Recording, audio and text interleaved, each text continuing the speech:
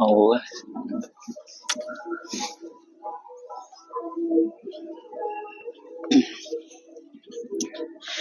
oke. Bismillahirrahmanirrahim.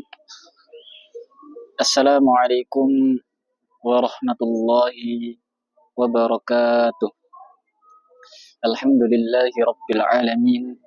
Wassalatu wassalamu ala asyrafil anbiya'i wal mursalin sayyidina wa maulana Muhammadin wa ala alihi wa ashabihi wa man tabi'ahum bi ihsanin ila yaumiddin.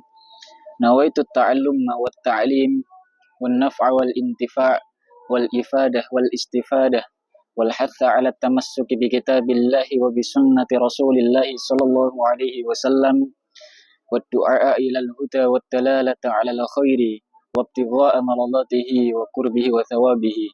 Allahumma salli ala sayyidina Muhammad wa ala alihi wa sahbihi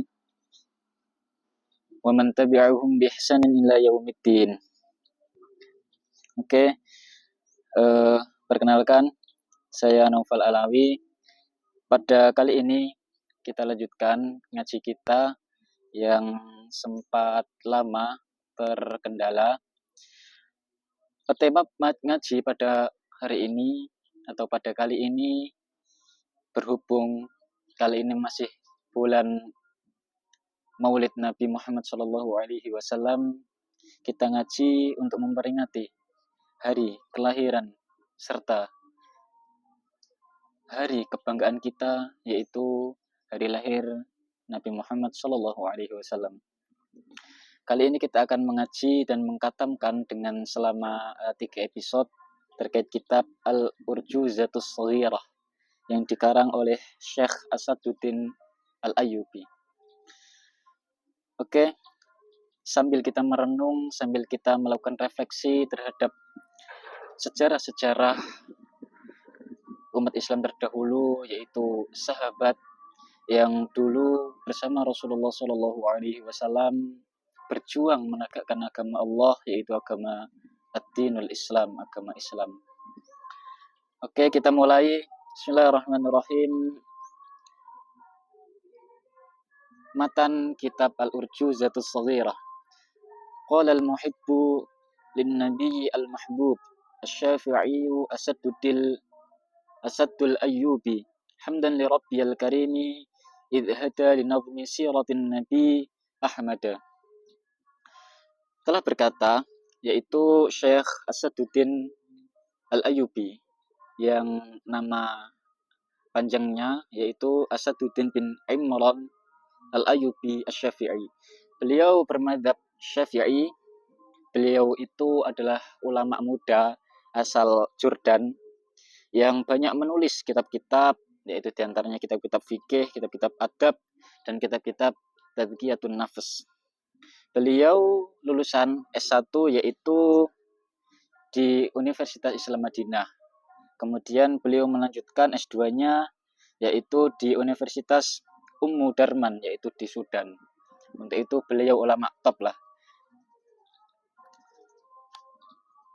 Kemudian beliau melanjutkan yaitu hamdan li rabbiyal karim, semoga pujian yaitu tercurahkan kepada Tuhan kita Allah Subhanahu wa taala.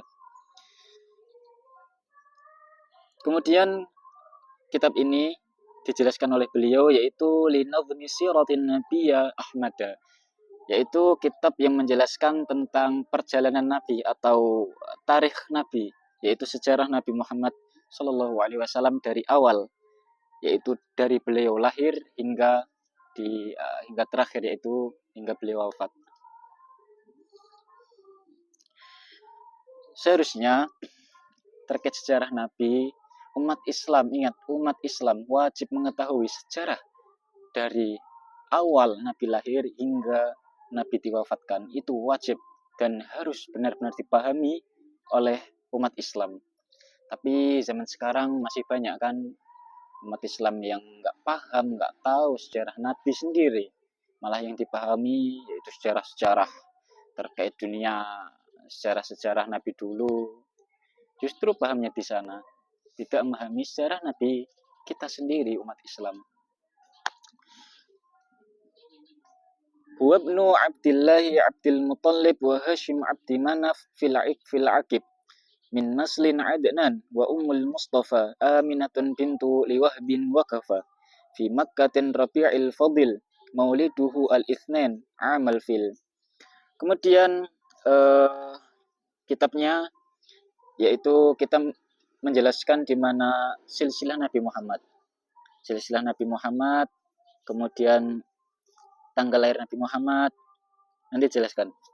Silsilah Nabi Muhammad disebutkan kitab yaitu Muhammad ibn Abdullah, yaitu bapaknya Nabi Muhammad, Abdullah, kemudian Abdul Muttalib bin Abdul Muttalib, yaitu kakeknya Fahashim, kemudian di atasnya lagi, kemudian Abdi Manaf, yang di atas lagi. Penulis hanya menjelaskan terkait silsilah Nabi Muhammad pada Abdi Manaf, dan seharusnya silsilah Nabi Muhammad itu diketahui sampai di silsilah Adnan. Dan selanjutnya Adnan ke Ismail itu ada khilaf, dan Ismail ke Ibrahim. Jadi saya jelaskan. Saya jelaskan secara urut sebagaimana yang ada di kitab Al-Barjanji. Silsilah Nabi Muhammad huwa Sayyiduna Muhammad ibn Abdillah ibn Abdul Muttalib, yang namanya dan nama aslinya itu Syaibah, yang artinya beruban. Ya, rambut Abdul Muttalib itu beruban, kemudian dinamai Syaibah. Kemudian Ibn Hashim yang aslinya namanya yaitu Amrun. Kemudian Ibn Abdi Manaf yang asli namanya yaitu Al-Mughirah. Setelah itu Ibn Qusay, selanjutnya yaitu Ibn Murrah, Ibn Kilab dulu, Ibn Kilab, kemudian Ibn Murrah, Ibn Ka'ab, Ibn Lu'ay, Ibn Ghalib, Ibn Fihr. Selanjutnya yaitu Ibn Malik, Ibn Nadhr, Ibn Kinanah, Ibn Khuzaimah, Ibn Mudrikah, Ibn Ilyas. Kemudian lanjut lagi yaitu Ibn Mudhar, Ibn Nizar, Ibn Mu'ad, Ibn Adnan. Nah, silsilah Adnan sampai kepada Nabi Ismail itu khilaf. Makanya tidak disebutkan. Khilaf antar ulama. Tapi yang pasti Adnan sampai ke Ismail itu bersambung. Jadi Rasulullah SAW itu dari jalur Ismail, kan putra Nabi Ibrahim kan ada dua, yaitu Ismail dan Ishak. Rasulullah dari jalur Ismail, bukan dari jalur Ishak.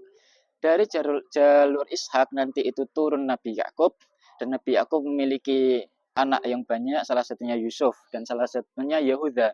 Yehuda ini memiliki keturunan yang nanti namanya keturunan Yahudi, dan Yakub itu nama lainnya yaitu Israel. Untuk itu anak-anak dari Nabi Yakub dinamakan Bani Israel. Nah, begitu sejarahnya. Kita lanjutkan. Selanjutnya dari ibunda Nabi Muhammad yaitu adalah Aminah bin Wahab. Jadi di sini hanya disebutkan sampai di sana. Kemudian Nabi Muhammad SAW itu lahir pada hari Senin tanggal 12 Rabiul Awal, namun ada khilaf terkait tanggalnya. Apakah emang tanggal 12 atau yang lain? Tapi yang masyhur itu tanggal 12. Dan beliau lahir di Makkah tahun gajah. Amul Fil, tahun gajah beliau dilahirkan. Lanjut yaitu terkait cerita terkait kelahiran Nabi besar Muhammad SAW. Di Al-Barjanji itu juga dijelaskan. Ketika Rasulullah SAW itu lahir, manusia paling mulianya itu lahir, Rasulullah lahir, itu dalam keadaan begini. Ini jelaskan, saya baca aja. Rasulullah itu lahir dalam keadaan wawulida sallallahu alaihi wasallam nadhifan. Rasulullah lahir dalam keadaan bersih pol. maktunan maqtu'as surrati. Jadi sudah dalam keadaan berkhitan. Bayangkan, sudah dalam keadaan berkhitan. Namun ada khilaf pendapat bahwasanya Rasulullah dikhitan pada tanggal 7 setelah kelahiran. Tapi dua-dua pendapat boleh dipakai. Kemudian yaitu thayyiban wadihan, sebelum itu yaitu biyadil qudrati al-ilahiyati. Jadi Rasulullah itu lahir dalam keadaan bersujud. Kemudian Rasulullah menghadap ke atas dan senantiasa berdoa. Itu ketika Rasulullah lahir. Thayyiban dahinan, yaitu bayi yang kayak apa ya, diminyaki, jadi harum. Rasulullah lahir langsung harum, bayangkan.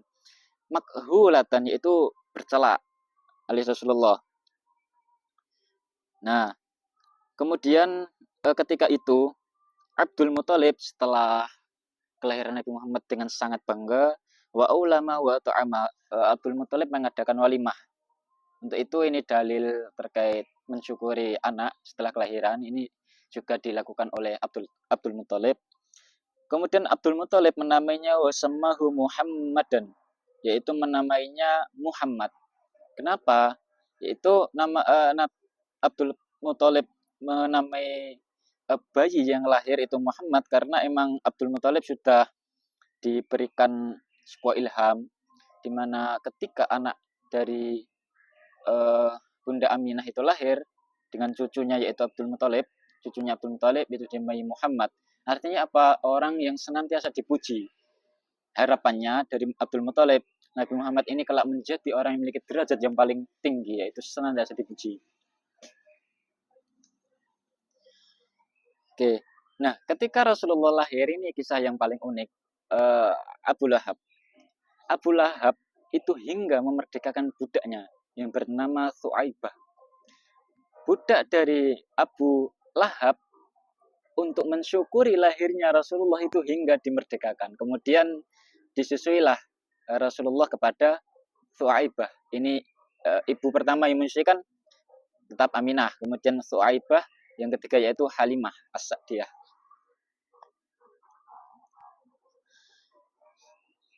Kita lanjutkan. Ketika Rasulullah SAW lahir, ini kisah yang paling unik dan mungkin hanya satu-satunya kisah anak lahir termulia di dunia, terajaib di dunia. Ketika Rasulullah lahir, sebelum di malam hari Ibunda Aminah itu didatangi oleh dua sosok wanita yang hebat, yaitu satu Asiyah istri Fir'aun, yang kedua yaitu adalah Maryam. Ketika itu Asiyah dan Maryam datang menemui Siti Aminah. Bayangkan apa yang terjadi pada malam itu, luar biasa. Setelah Rasulullah lahir, sinar cahaya nur itu muncul dari Syam, muncul menyinari daerah tersebut. Kemudian belum berhala-berhala yang hancur.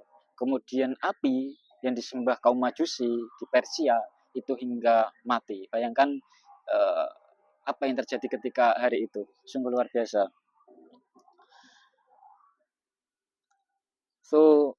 Thuwaibatun qadara arda'atuhu ba'daha halimatun amaini nalat sa'daha sittan atamna thumma matat ummuhu fadhammahul jaddu wa ba'du ammuhu. Jadi yang pertama menyusui yaitu Thuwaibah, yang kedua yaitu Halimah, yaitu ketika Ibunda Aminah menyerahkan kepada Halimah di yang bertempat tinggal di pedalaman Bani Sa'id bin Bakar. Yang sebelumnya kan ayah Nabi Muhammad kan meninggal, Abdullah, di usia 2 bulan ketika mengandung Siti Aminah meninggal. Nah setelah 4 tahun di Bani Sa'ad bin Bakar yang disusui oleh Halimah, dia mengetahui keajaiban-keajaiban yang terjadi padanya selama Rasulullah di sana. Hingga hewan ternaknya yaitu kambing itu gemuk-gemuk, dan bahkan itu hal yang luar biasa yang belum pernah dirasakan oleh Halimah. Selanjutnya di usia 6 tahun Aminah mengambil Rasulullah dan mengajak Rasulullah SAW di Bani Najjar, yaitu mengunjungi keluarga dari Aminah, yaitu di Yasrib. Nah, disinilah ketika Rasulullah SAW diajak, ibundanya meninggal di daerah yang bernama Abwa dan dimakamkan di sana. Kemudian Rasulullah diasuh oleh oleh kakeknya yaitu Abdul Muthalib. Setelah di usia 8 tahun Abdul Muthalib wafat, diasuhlah oleh pamannya. Dan inilah kejadian-kejadian yang luar biasa terjadi pada Rasulullah SAW dan Abu Thalib. Dan seharusnya Abu Thalib itu sudah merasakan bahwasannya Rasulullah SAW kelak akan menjadi nabi. Dan ketika Rasulullah dianggap jadi nabi, Abu Thalib ini masih bersama Nabi Muhammad dan melindungi Nabi Muhammad dari kaum kafir Quraisy. Namun di ujung umur dari Abu Thalib, sayangnya beliau belum mengucap kalimat syahadat. Namun benih-benih Islam sudah tumbuh dalam dirinya. Sehingga beberapa ulama mengatakan Abu Thalib ini Islam.